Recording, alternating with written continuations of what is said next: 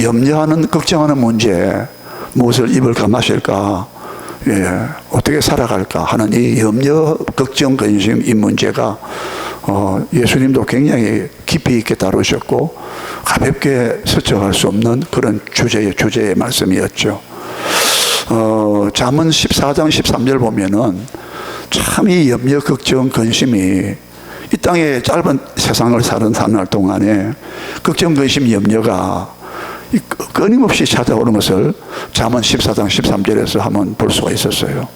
그 말씀이 어떤 말씀이냐면은 우리가 사람이 웃음 끝에도 슬픔이 있다고 말해서 솔로몬은 잠언에서 웃음 끝에도 슬픔이 있다.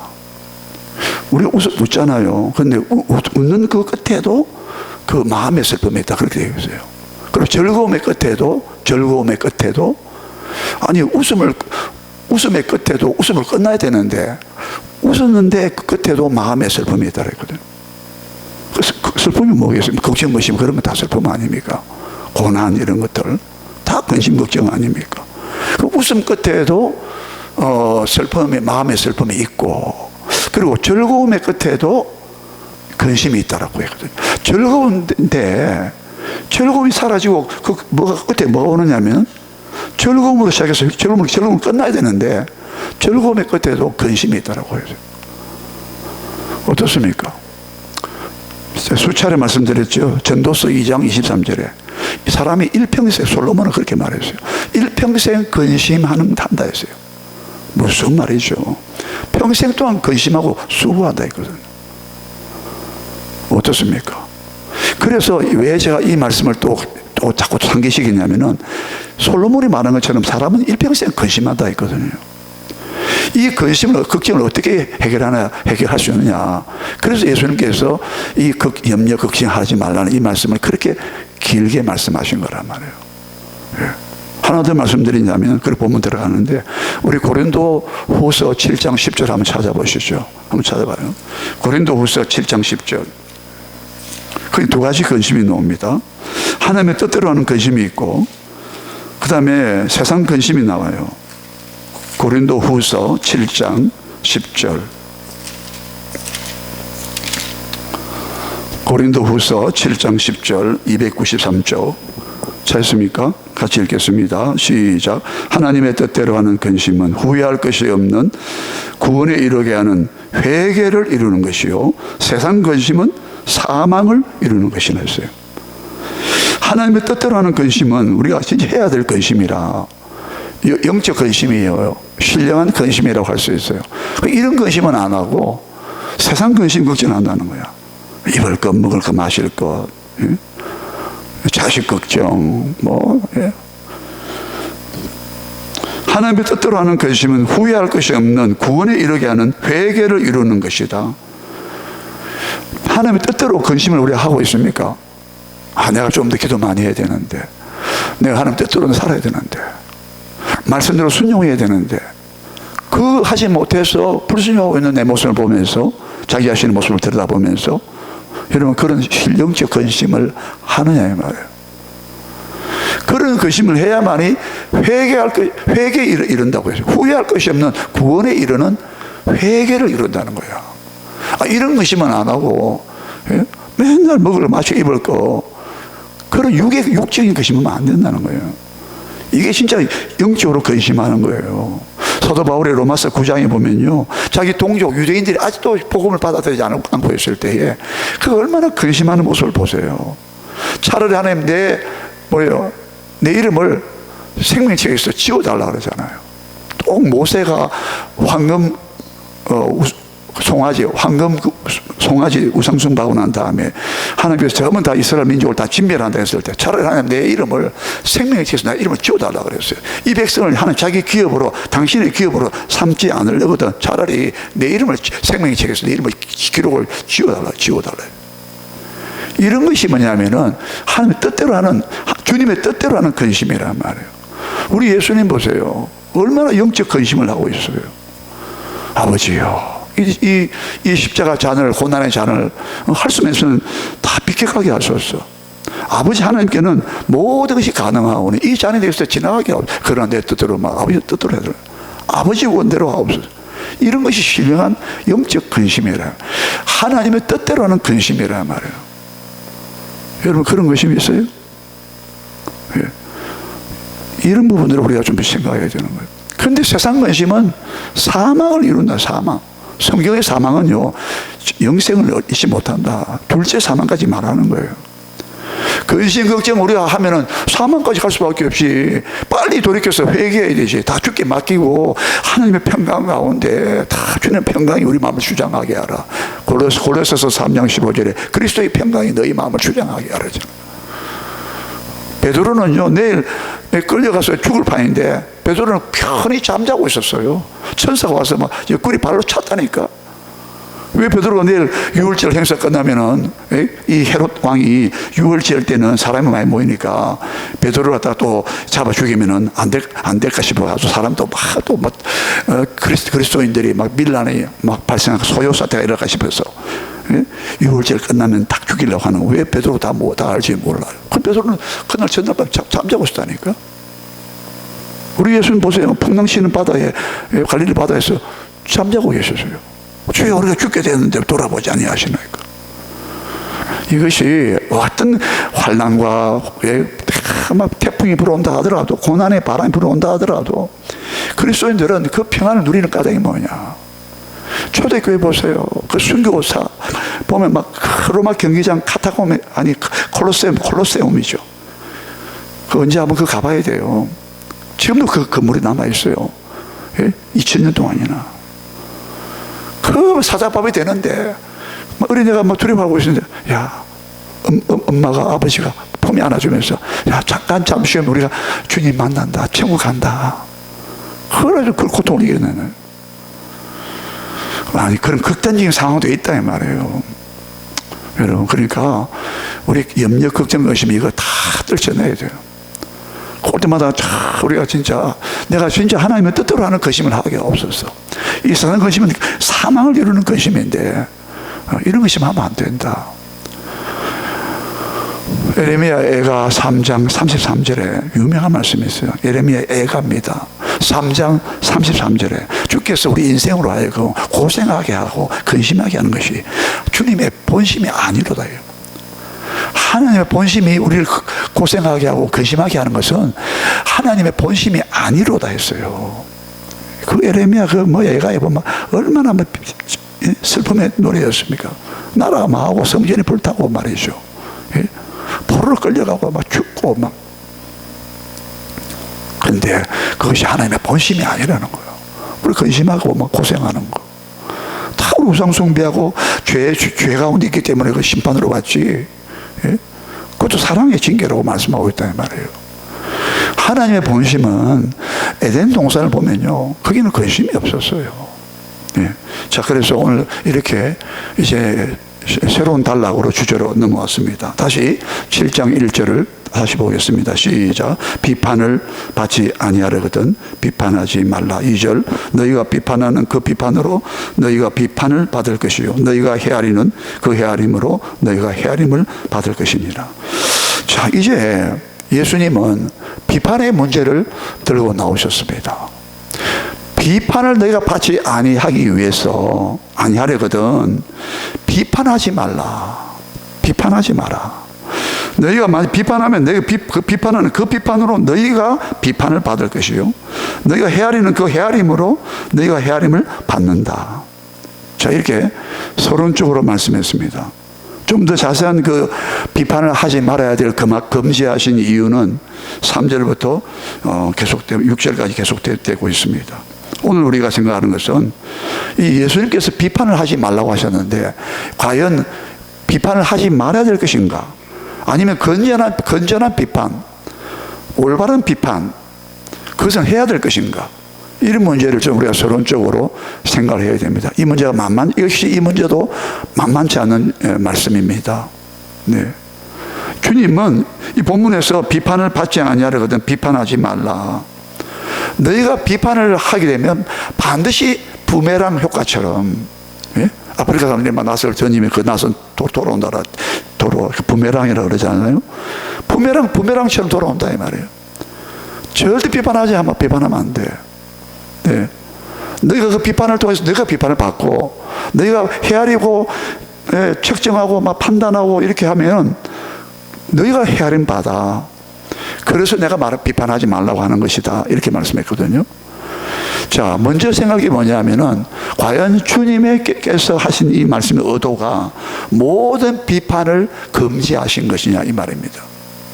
이 말을 우리가 왜 서론적으로 생각해야 되냐면은 간단치 않은 문제이기 때문에 그런데 사람들은 이 말씀을 오해한 것이죠.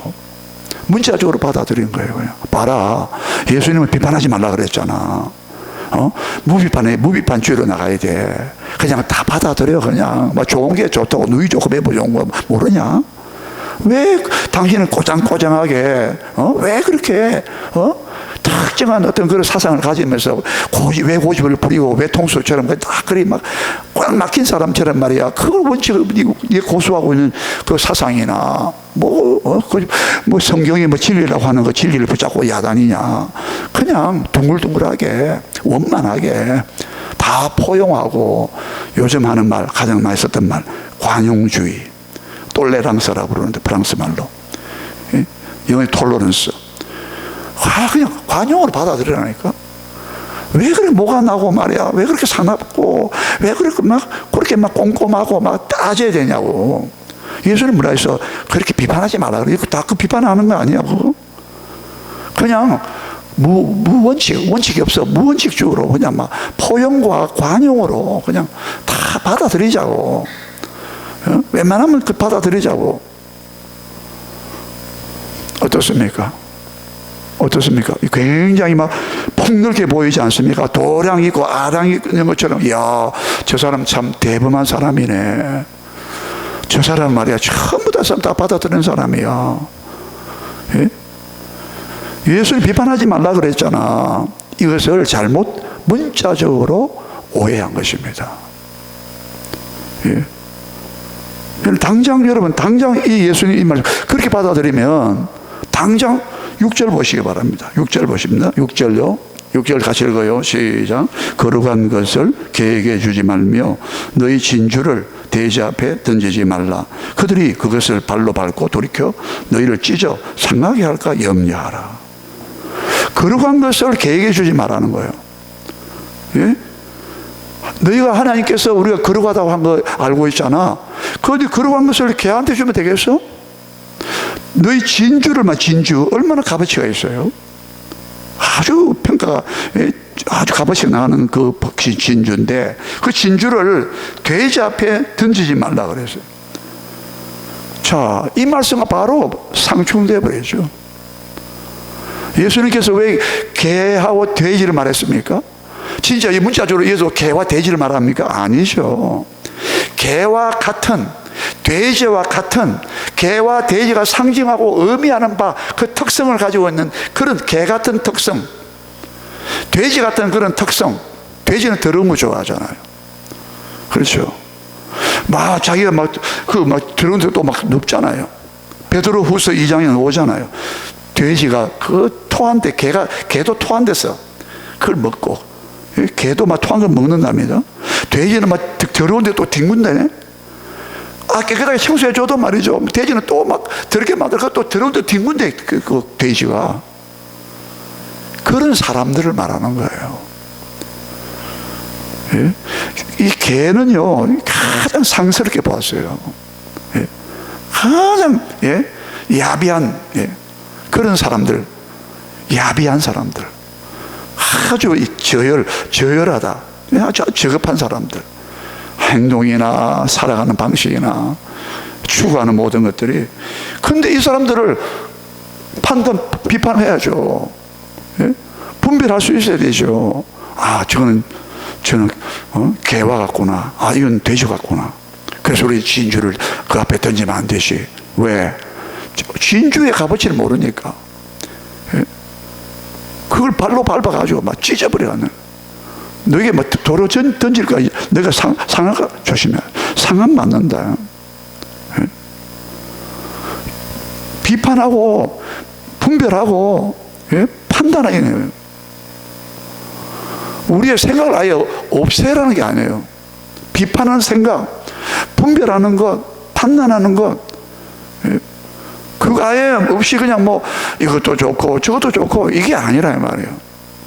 개와 돼지가 무엇인가를 분별해야 되잖아요. 그래야 그러한 것을 보존하지.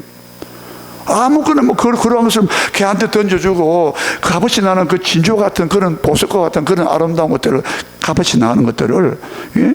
돼지한테 막 던져줘가지고 그럼 돼지가 뭐 식별합니까? 15절 가보시죠. 15절로 갑니다. 7장 15절 시작.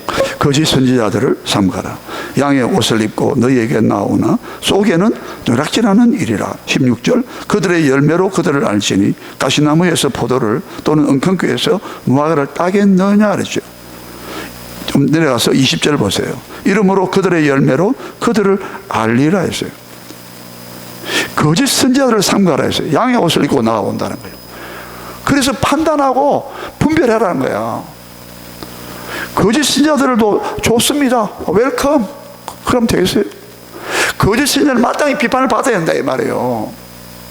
아, 예수님 비판하지 말라 그랬는데, 아, 나 뭐 우리하고 좀 다르게 말한다고 해서 그걸 왜 배척하냐고, 왜 물리시냐고. 여러분, 불교의 구원이 있습니까? 유교의 구원이 있어요? WCC 문제가 바로 그 말이에요. 그래서 우리는 극구 반대한 거예요. 왜? 그 사람은 이화 여자 교수를 불러다가 혼을 부르는 초혼 구설이었다니까. 한쪽 부스에서는 기독교 예배가 드려지고 한쪽 부스에서는 초혼 구설을 했다니까요. 한쪽 부스에서는 뭐였습니까? 목탁치다니까. 모든 종교에는 나름대로 자기들 방식으로 나름대로의 구원의 길이 있어. 그게 세계 종교, 세계 교회 협의회 WCC였어요. 가장 앞서서 주장하는 단체가 어디입니까? 로마 가톨릭이었어요. 이는 무서운 사실이에요. 거짓 선지자들을 삼가라. 양의 옷을 입고 나오는데 그래서 분별 못하는 거야. 오늘 이 시대 얼마나 혼동의 시대예요. 혼란의 시대예요. 땅이 혼돈하고 공허하며 흑암이 깊은 곳에 깊은 물 위에 있다고 해요. 이 세 가지 특징이 오늘날도 그대로 적용하고 있어요. 지금도 혼돈하고 공허하고 우리 인생에는 삶이 공허해요. 예. 저는 구약성 미가서 5장인가 7장인가, 예. 사람들이 먹어도 속이 공허하다고요. 참 정확하게 말했어요. 예수님 오시기 전에 700년 전에 이사야 시대와 동시대 예언자 선지자였는데 미가가 사람들이 먹어나 그 속이 빌 것이다. 이사야 29장에도 나와요. 뭐 많이 먹었는데 속이 비다는 거예요. 마치 이러면 꿈에서 이사야 29장에는 보면은 사람이 꿈에서 막 사내신미를 먹어서 사내신미를 좋은 것도 안 먹었는데 깨고 나니까 아무것도 안 먹은 것처럼 속이 비어 있다는 거예요. 얼마나 놀라운 통찰력입니까? 여러분, 하나님 없이 세상 것으로 가득 채워봐요. 그 순간은 좋을지 몰라. 끝나고 나면 허무함이 있다는 거예요. 연극장에서 극장에 들어가서 관람했어. 좋았어. 밖에 나왔는데 허전해. 그래서 우리는 하나님께로 돌아가야 되는 거예요. 복음으로 돌아와야 된다 이 말입니다. 여러분, 사람은요 하나님을 나를 위해서 지었다 했기 때문에 우리는 하나님을 위해서 존재할 때만이 비로소 우리에게 참된 안식과 평안과 만족이 오는 것을 믿으시기 바랍니다. 예? 이거 우리에게 주는 엄청난 축복이고 구원이고 혜택이고 만족이고요. 예? 이것을 발견한 사람들은 어떤 천하보화를 다 줘도 우리는 이것을 포기할 수 없다 이 말이에요.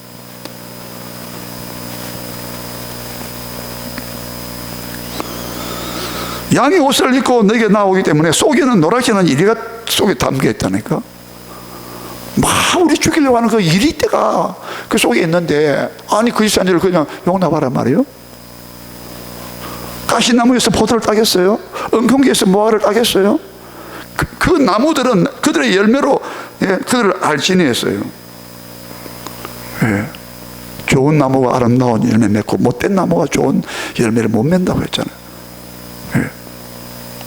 그래서 이런 말씀들을 볼 때 정말 비판을 해야 되는 거예요. 이 비판은 분별하고 생각을 하고, 예? 정확하게 이게 진리냐 아니냐 거짓이냐. 예수님은 마태복음 24장의 종말장에서 마지막 때가 되면 될수록 거짓 선지자들이 난무한다.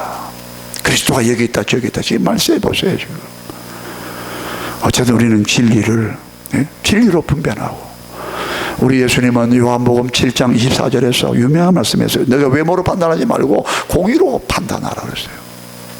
외모로 판단하지 말고 공의로 판단해라. 예, 겉으로만 피상적으로 보면 안 돼.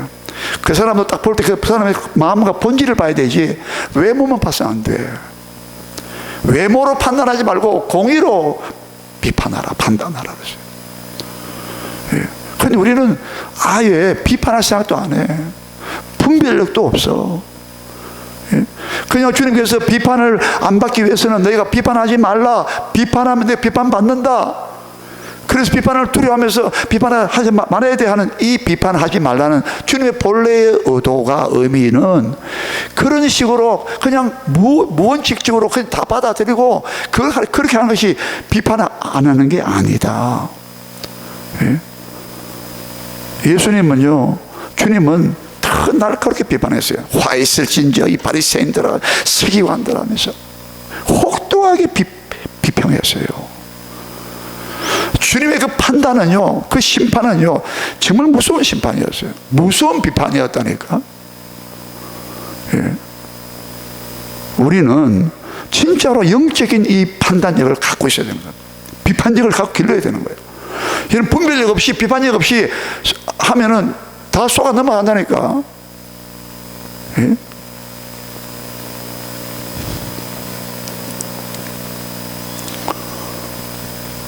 그러면 진짜 분별력은 판단이 뭐겠습니까? 우리 야고보서 4장으로 가겠습니다. 야고보서 4장.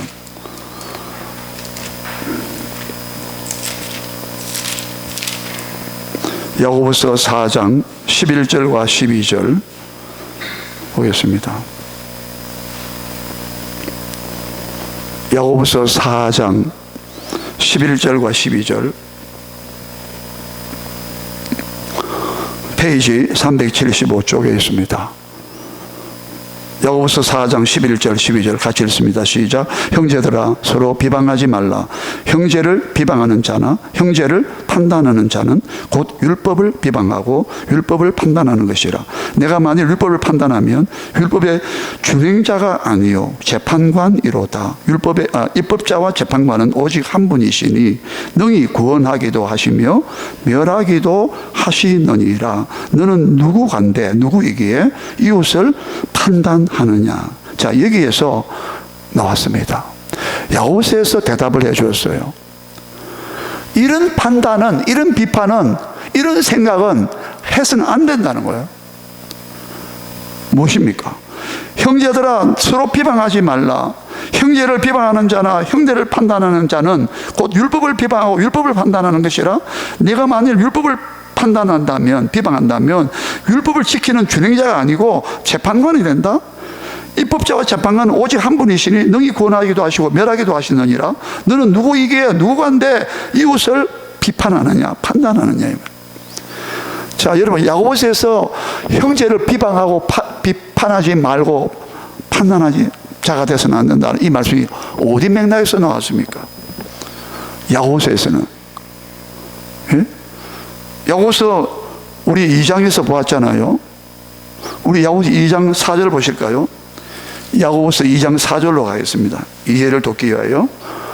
야고보서 4장 2절입니다. 2장 4절입니다. 2장 4절 시작. 너희끼리 서로 차별하며 악한 생각으로 판단하는 자가 되는 것이 아니냐. 너희끼리 서로 구별하며 차별하며 악한 생각으로 판단한다 했어요. 이 2장 4절이 왜 나왔습니까? 위에 2장 1절부터 3절까지 어떤 내용이 나왔어요? 우리 이미 보았어요. 야고보서 강의하면서. 어떤 내용이 나왔죠? 어떤 사람이 교회에 들어왔는데 옷을 남루하게 거지처럼 입고 왔어. 그 사람은 거들떠 보지도 않는다라고 했죠. 근데 어떤 사람은 옷을 막 삐까뻔쩍하게 속된 말로 막 입고 왔어요. 그 사람 막 돈도 있게 보여. 막 손에 막 폐물을 차고 들어왔어. 아름다운 옷을 입고 들어왔다 했거든. 그런 사람 오면 막 상석에 이게 앉으라고. 가난한 사람, 외모가 초라한 사람들 오면 막 어디 앉든지 관심도 없고. 내가 이렇게 외모를 판단하고 비판했다는 거예요. 악한 생각으로 내가 비판했다는 거예요. 여러분, 이런 문제입니다. 이런 문제를 가지고 형제를 비방하고, 예? 비판에 판단했다는 거예요. 지금 주님 말씀은 이런 것들이지.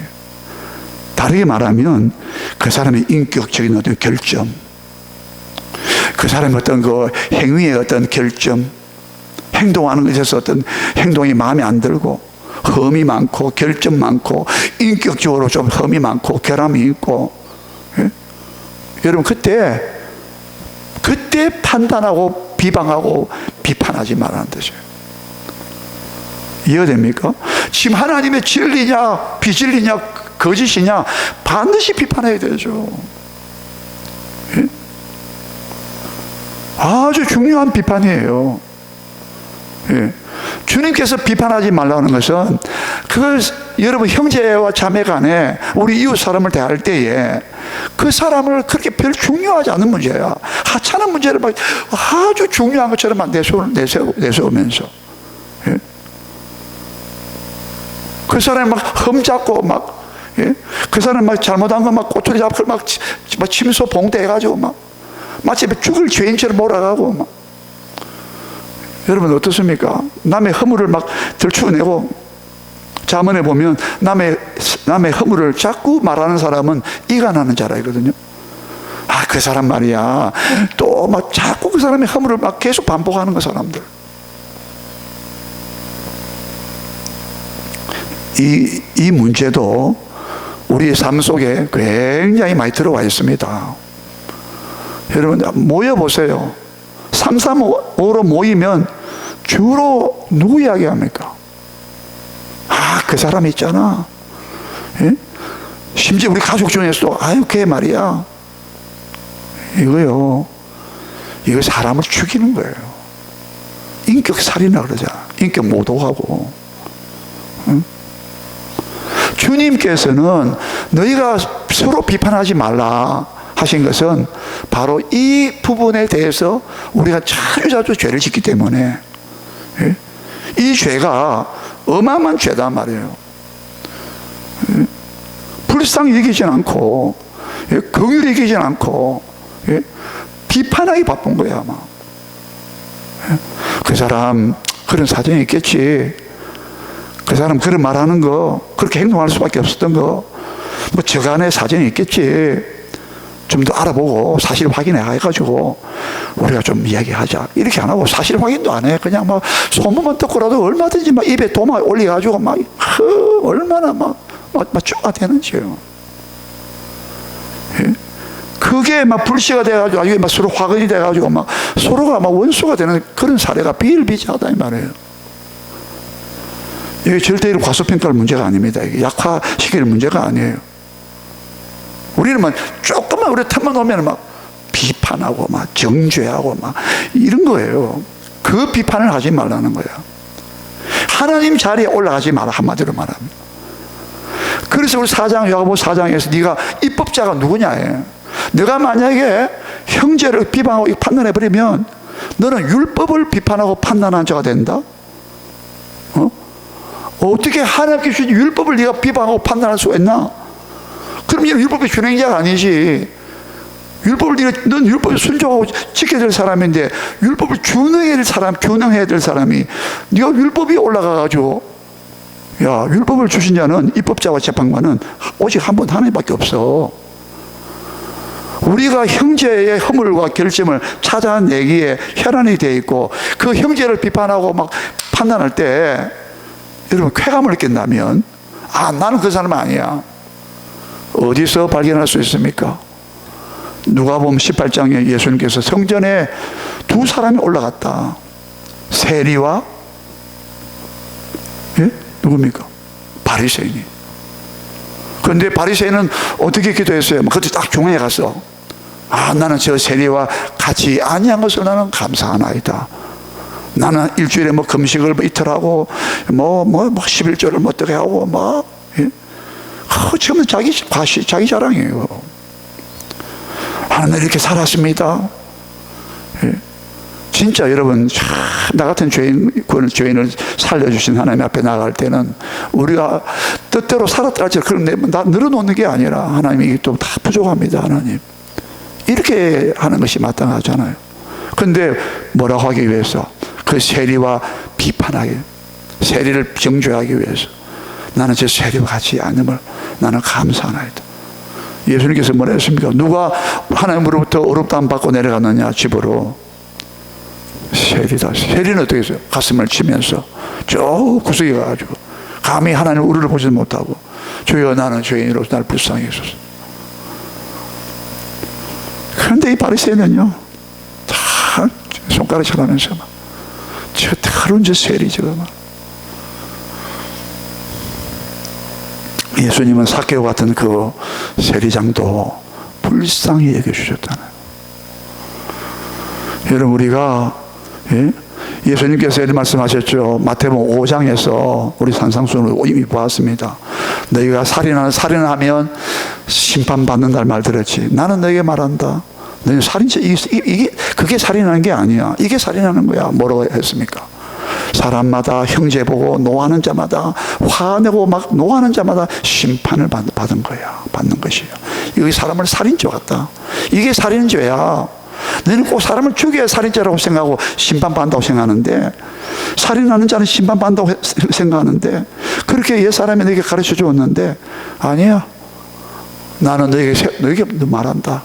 신적 권위를 하나님 아들의 권위로 뭐라고? 형제에게 노하는 자마다 심판을 받을 것이 즉 살인죄와 같다는 거예요. 라가라 하는 자는 공회에 잡힌다. 라가 이 바보 천치 이 바보야. 이 미련한 놈아 같은 미련한 놈이라는 자는 지옥불에 던져지리라. 우리는 그냥 아이고 저 바보 같은 놈, 아이고 저 멍청이 같은 거. 여러분 이거요 인격을 그 영혼을 죽이는 말이라니까. 하나님 자리에 앉아가지고 재판관의 자리에 앉아가지고 판단은 이게 비판이라는 말이에요. 여러분 여기 안 걸린 사람이 있습니까? 우리는 여러분 조금 내한테 내 기준에 안 맞고 내 성향에 안 맞고 내 스타일에 안 맞고 나한테 섭섭하게 하고 그 사람 어떻습니까? 내 마음 한 구석에 좀 이게 남아있잖아요. 여러분 우리 안에 다 아무도 자유로울 수 없어요. 이 부분에 대해서 다 비판하고 있잖아요. 비판에 손가락질 안 하고 있습니까? 교회 안이 더 심해요. 그래서 지금 하나님 백성들에게 제자들에게 너희가 비판하지 말라 하신 거예요. 이 비판에 자주 우리는 올무에 넘어진다니까. 이 시험에 우리 철저히 회개해야 된다니까요. 예? 우리 안에 이 비판에 정죄하는 이 비판의 영이 얼마나 악한 영이 있는가 보시라고요. 남을 볼 거면 내 안에 나를 보라니까. 우리 자신을 보라니까. 주님의 말씀은 너 자신을 보라는 거야. 너가 그 사람을 네가 판단하는 정죄하는 심판자가 아니야. 근데 너는 왜 심판자가 됐냐 이거야. 우리는 창세기 5장, 창세기 3장 5절에서 벌써 네 눈이 밝아져서 하나님처럼 되어 선악을 분별할 줄 아시기 때문이라. 우리는 벌써 그 마귀의 독을 이미 마귀의 독화살을 에베소서 6장 18절이죠. 불화살. 마귀의 그 화전. 마귀의 화전을 불화살을 피할 수 있도록 믿음의 방패를 가지라 했잖아요. 마귀가 이미 벌써 우리에게 그 하나님처럼 되고 싶어서 선악을 안다. 이 말은 선악을 주관 자, 판단한 자라 이 말이에요. 재판관이라는 뜻이에요. 그래서 얼마나 독재자들이 얼마나 그 사상, 공산주의, 예를 들어서 공산주의 사상 때문에 얼마나 전체주의 사상, 사회주의 사상 때문에 얼마나 수천만 명을 죽였잖아요. 저 캄보디아의 킬링필드 보세요. 인구의 4분의 1을 죽였다는 거예요. 그 폴포트가. 해골이 얼마나 쌓여있던 거예요. 그 영화 봤잖아요 옛날에. 자기 사상에 동조하지 않으면 다 죽이라는 거야. 아니, 하나님의 형상으로 지음받은 자를 네가 왜 죽여? 예? 우리 말로도 죽인다 이 말이에요. 말로도 천번만번 사람을 죽인다 이 말이에요. 그래서 하나님 백성들은 이 비판이 너무나 두렵기 때문에 너가 비판하면 너가 비판받아? 너희가 하나님의 심판받는다 이 말이에요. 우리는 절대로 형제와 이웃을 사실 조사도 안 하고 그냥 이야기만 듣고도 그냥 뭐 판단해버려. 그냥 내 스타일이 아까 얘기했잖아요. 내하고 나하고 안 맞으면 그냥 조금만 달라도 그냥 비판해버려. 그냥 예? 오죽하면은 다른 게 틀리는 게 다른 게 그게 뭡니까? 예? 잘못된 게 아니다 뭐 그런 말도 나왔을 거예요. 각자의 취향과 취미와 성향은 다 다를 수 있습니다. 어떤 사람 좀 급하고 좀 느리고 예? 기호가 다 달라. 그런데 우리는 그래도 마치 막 지옥 갈 것처럼 비판해 버린다는 거예요. 정죄해 버린다는 거예요. 최종 심판관으로 때린다는 거예요. 그 말씀이 바로 오늘 본문의 말씀이라. 여러분, 이게 결코 쉽지 않습니다. 항상 우리는 뭘 가져야 되느냐? 우리는 긍휼의 마음을 가져야 돼요. 아까 얘기했잖아요. 나 같은 죄인 살리신 그 은혜에 놀라워. 로마서 5장에서 우리가 아직 죄인 되었을 때 그리스도께서 우리를 위하여 죽으심으로 하나님께서 우리에게 대한 자기의 사랑을 확증하셨다. 우리가 아직도 연약할 때에 그리스도께서 죽으심으로 우리가 아직도 연약한 자였다고. 이것은 하나님 뜻대로 살 수 없는 무능한 자였다 이 말이에요. 죄밖에 못 짓는 죄인은 달인이야. 하나님과 무관하게 내 뜻대로 사는 그 방면은 아주 탁월해. 그런데 그리스도께서 기약대로 약속대로 우리를 위하여 죽으셨다고. 경건치 않은 자를 위하여 죽으셨도다. 로마서 8장 5장 10절에 가서는 우리가 원수 되었을 때에 곧 우리가 하나님과 원수 되었을 때에도 그런 조차도 이 말이에요. 그 아들이 죽으심으로 하나님과 화목하게 하게 하셨다 해도 우리가 연약했을 때 원수 되었을 때 예? 뭐예요? 아직도 죄인 되었을 때 이런 거 하나 그냥 버려야 되는데 하나님은 우리를 불쌍히 여겼다 해요. 그래서 우리를 살려주셨다 이 말이에요. 영광스러운 하나님의 자녀의 자유를 줬다고 로마서 8장의 21절에 영광스러운 하나님의 자녀의 자유. 우리 그 자유를 주고 막 이렇게 하나님 자녀가 되는 축복을 줬어.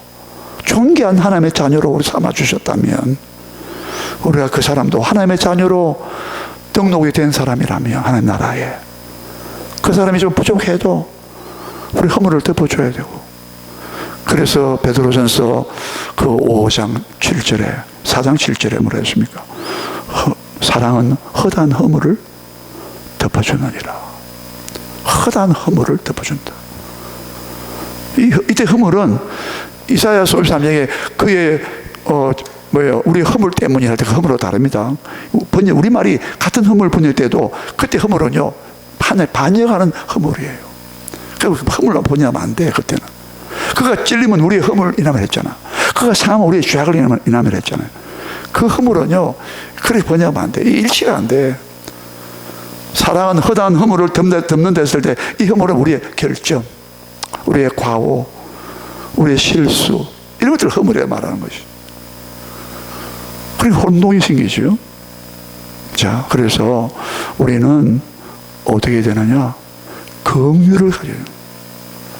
여러분, 이 긍휼은요 예수님께서 이미 우리 마태복음에서 9장 13절과 12장 7절에서 호세아 6장 6절을 그대로 인용하시면서 뭐라고 했어요? 나는 너희는 이 말씀을 뜻을 배우기를 원한다.